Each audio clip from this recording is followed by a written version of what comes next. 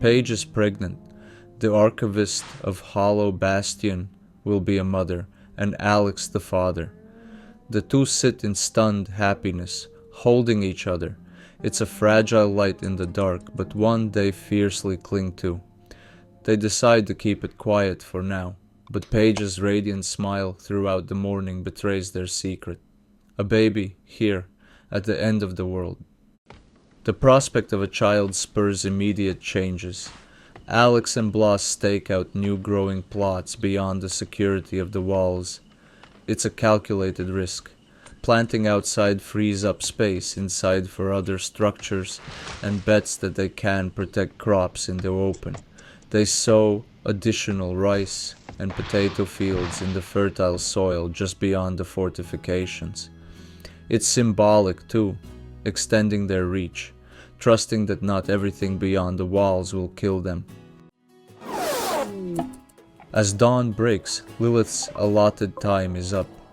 A shuttle from the Empire arrives, and she departs without ceremony, not even a farewell glance. For the colony's hospitality and successful mission, the promised rewards are delivered. A masterfully crafted brass lion, statue and a vial of glittering healing serum. The lion statue is installed in the canteen, its proud form watching over every meal as a symbol of the Empire's discipline and the Bastion's growing reputation. The healing potion is tucked away in storage, reserved for the direst emergency. In the empty guest room, only a faint trace of Lilith's presence remains. After hours of concentrated effort, Lissa finishes researching matchlock firearms. It's another step towards modern weaponry, and she rolls straight into the next project, machining. Each success under her belt is another reason for the colony to keep her on permanently. Her value is undeniable. There's a subtle, hopeful air as Alex and Paige discuss finally inviting Lissa to join the Bastion as an official member once her refugee period ends. Even Blas, usually reserved, seems to trust her now. Betrayal. Just as the colony begins to relax for the night, an alert flashes. The refugees who asked to stay are turning against you. In an instant, Lissa and Wilbur revealed themselves as traitors, pulling out weapons right inside the base. It was a ruse all along. The Bastion is stunned. These two had eaten with them, worked beside them, earned their trust. Blas and Paige react fast. The bedroom erupts in gunshots and shouting. Lissa engages in a desperate fight. She takes several hits. 2 bullets rip through her torso, another shatters bone in her arm, and a 4th punctures a lung. Wilbur is hit multiple times. His torso is torn open by the barrage, and he collapses, dead, before he hits the ground. Blood sprays across the bedroom. Finally, Lissa crumples to the floor, grievously wounded but alive. The silence that follows is broken only by Lissa's ragged breathing and the ringing in everyone's ears. Wilbur's corpse lies in a spreading pool of blood among spilled meals. Lissa is unconscious and barely clinging to life. Paige, heart pounding and maternal instincts on overdrive, refuses to let Lissa just die, despite the betrayal. She grabs her medkit but deliberately forgoes the good medicine. This will be a cold mercy.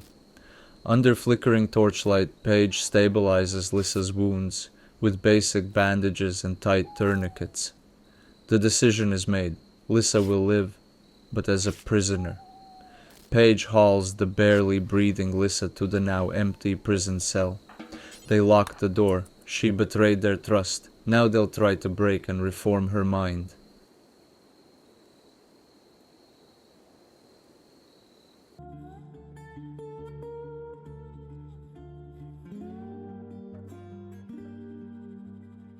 Lissa's injuries fester overnight. By early morning, she's feverish and coughing up blood, a lung infection from the dirty gunshot wound. Paige monitors her through the prison bars. Without wasting precious medicine, Paige uses herbal poultices and a clean cloth to nurse Lissa's infection. It's touch and go. Lissa sweats and shivers on the cell's cot, but Paige refuses to let her die, at least not until they decide her fate. As the colony collects itself from the betrayal, information comes to light that makes everyone stop. Scouting reports or intercepted communications reveal that Wilbur, the seemingly innocuous refugee, was the leader of the Hinin Amalgamation Raiders. His death is a staggering blow to that faction. Their strength is crippled by 30%, and any planned raids from them are stalled for over a week. The realization sends chills through the group. An enemy leader lived among them in sheep's clothing, and they never suspected. Blas quietly mutters a curse at the missed signs, while Alex tightens his jaw, thinking of how they welcomed a viper into their nest. Acting on a grim tradition he started, Blas retrieves Wilbur's corpse and removes the skull. By mid-morning, a second skull on a pike stands outside the prison, opposite Bender's. This one was the skull of a king, now displayed as a deterrent. Two skulls now guard the bastion from within, stark and sun-bleached, sending a clear message. Betrayal will meet a fate as final as death. Late in the evening, Alex places the last piece of parquet flooring in the new ideology chamber. The room is finally complete. Stone walls, fine wood floor, softly lit by candles. It is equal parts meeting hall and holy ground for the colony's values. When Paige, bruised and tired, steps inside to inspect it, she can't help but smile faintly. It's beautiful in a stark way. A distant boom heralds another visitor from above. The colony rushes out to find a drop pod smashed into the rocky plain. Amid the debris is Clark Atkins, a war veteran on the run, battered with gunshot wounds, stab scars, and a weak heart. He's conscious, barely, and in a terrible shape. Paige immediately sees his potential. Despite his injuries, he's skilled in medicine, a crack shot, and could be a valuable addition. For a brief moment, hope dawns. They might have a new ally in this cruel world. As Paige and Alex sprint towards Clark with a stretcher, a skittering hiss echoes from the nearby tree line. Feralisk spiders, 3 of them, dog-sized and hungry, skitter out of the shadows. Before the colonists can reach him, 2 of the spiders pounce on Clark. There's no time to intervene. Clark's screams rend the air as the Feralisks begin to eat him alive. Bones crunch and flesh tears. Within moments, the man who fell from the heavens is nothing but a bloody meal. The 3rd spider lurks just out of range, its many eyes fixed on the Bastion's people. Still shaken by the morning, the Bastion gets a bizarre stroke of luck in the evening. A cargo pod plummets down within their compound's perimeter. It hits the ground hard but intact, as if the universe decided to compensate them. Inside they find supplies, a pair of military-grade binoculars, and an AK compact assault rifle. It's a windfall. Paige, still aching from her Muffalo injuries but ever the guardian, claims the AK immediately, feeling the weight of it. Its worn wooden stock and oiled metal promise a serious upgrade in firepower. She gives her old revolver to one of the others. The binoculars will help Blas scout farther than ever. In the shadow of tragedy, fortune has thrown them a lifeline. A formal communique arrives from the allied Exodus Empire. Far to the south, near Founder's Wake, the Pi Owink Confederacy, a clan of pig-like raiders, has established a forward siege camp. If left unchecked, it will grow into a major base and eventually strike out at surrounding settlements, the Bastion included. The Empire implores its nobles and friends for a preemptive strike. Hollow Bastion answers the call.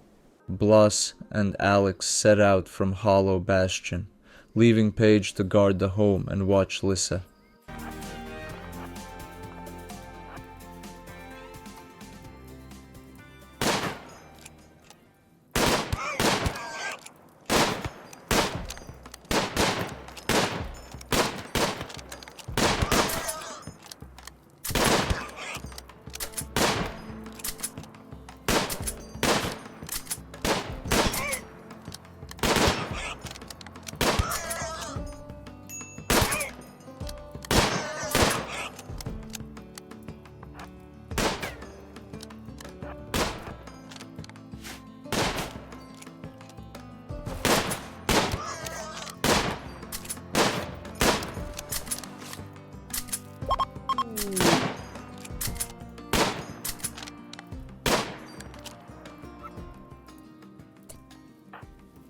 With the camp silent, Blas and Alex quickly scavenge what they can from the enemy supplies.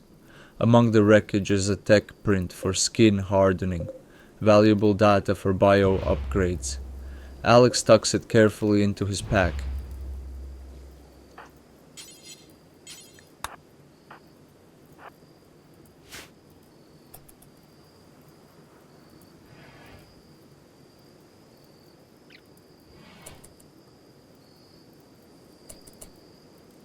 However, their packs are soon overflowing.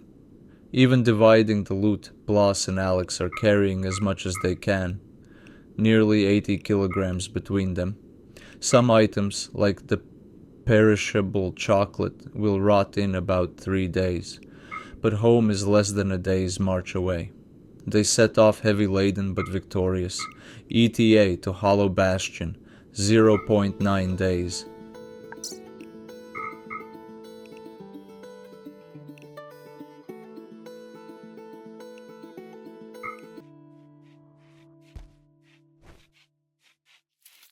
Quietly, with a hand on her belly, Paige marks the start of her second trimester. The baby is growing. She hasn't had morning sickness, just a constant awareness of the tiny life inside. Despite all the bloodshed and stress around her, Paige feels strangely at peace. She hums a lullaby under her breath as she sterilizes medical instruments, a song her mother once sang. This private moment of contentment fuels her determination. She will raise this child in a safe place, no matter what it takes. Blas and Alex return to Hollow Bastion at dusk. They are exhausted, clothes dirty and boots muddy, but triumphant. Paige greets them with palpable relief. No ambushes struck while they were gone. The bastion held its own quiet vigil. The two dump their haul in the storehouse, a dragon's hoard of supplies gleaming in torchlight. Silver and gold, weapons and tech, chocolate and medicine. It's almost overwhelming. There's no celebration, just firm handshakes and a warm meal waiting. The colony's family is whole again, and a little richer than yesterday. That night, the colony decides it's time to truly deal with Lissa, not by execution, but by trying to bring her fully into the fold. In the new shrine room, under the carved emblem of their ideology, Paige leads a solemn conversion ritual. Alex and Blas stand by, still in their dust-covered armor from the journey, arms crossed. Lissa is brought in under guard, weak but attentive. By candlelight, Paige speaks about forgiveness, unity, and the rightness of belonging to something bigger. Her voice echoes in the chamber as she implores Lissa to see the truth of the Hollow Bastion's creed. Peace is short-lived. As darkness falls, one of the lingering Feralisk spiders creeps into the colony's growing zone, drawn by the warmth of human activity. A shout goes up. The beast skitters among the rows of corn. Blas, Paige, and Alex respond immediately. The creature is killed in seconds, with no injuries. Its body is dragged near the southern crop line, half warning, half compost.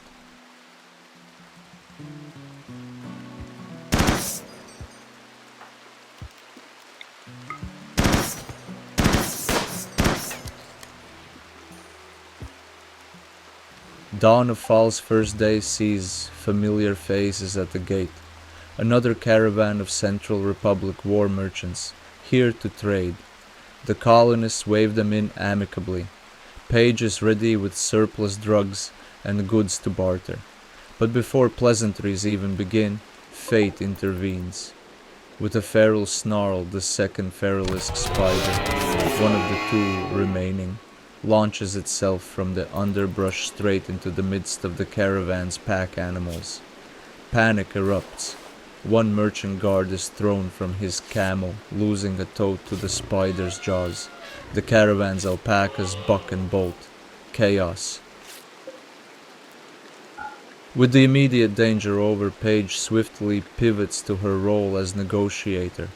The merchants are shaken, tending to their injured as best they can, but business is business.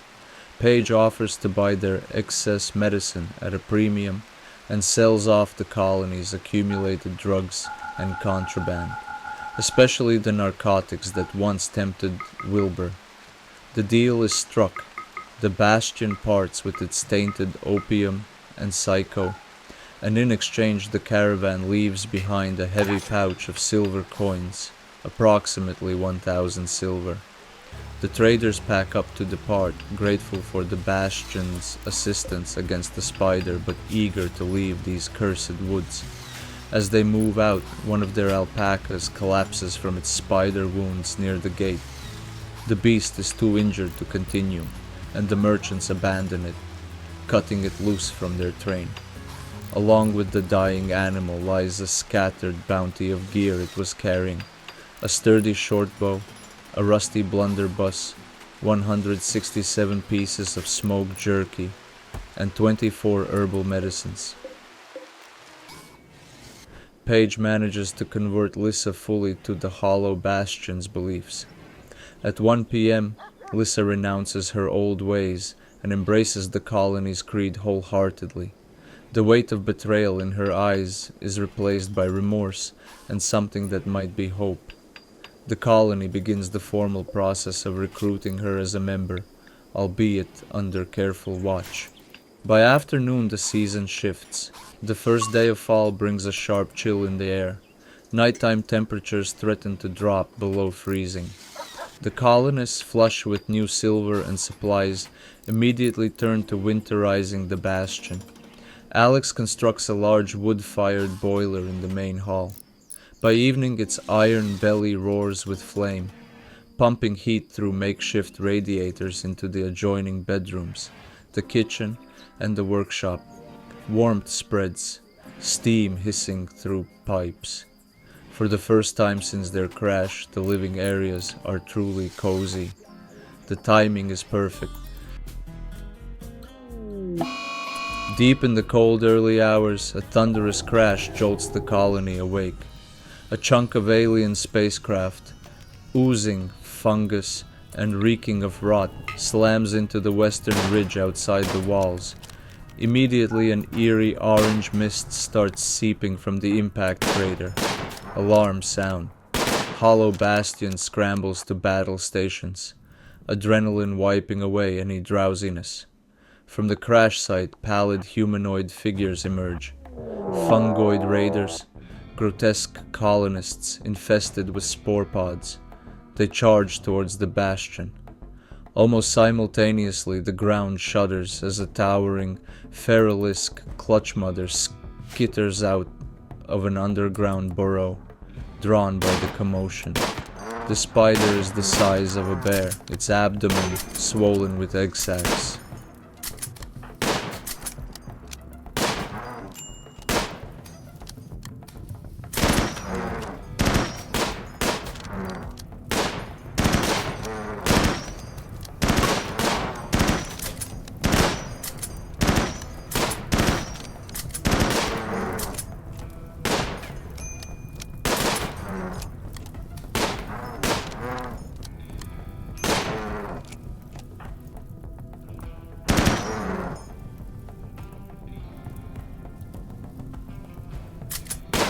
And as if those weren't enough, there are 3 hulking, undead abominations, shambles, trudging toward the smell of human flesh.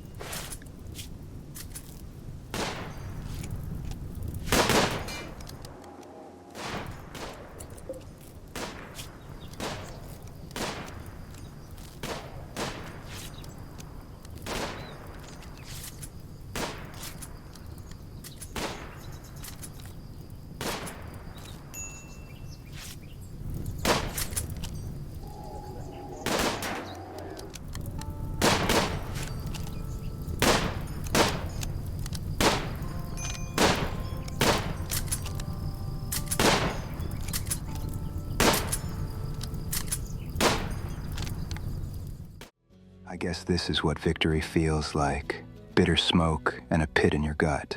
We're alive. That damn ship is gone, and the monsters are dead. So why do I feel like we lost? 4 times I've tried to find a spark of something with Paige. 4 times she chose another path. I don't blame her, but it still cuts deep, even now. The fields we planted for the future are burned to ash. I tell myself it could have been worse.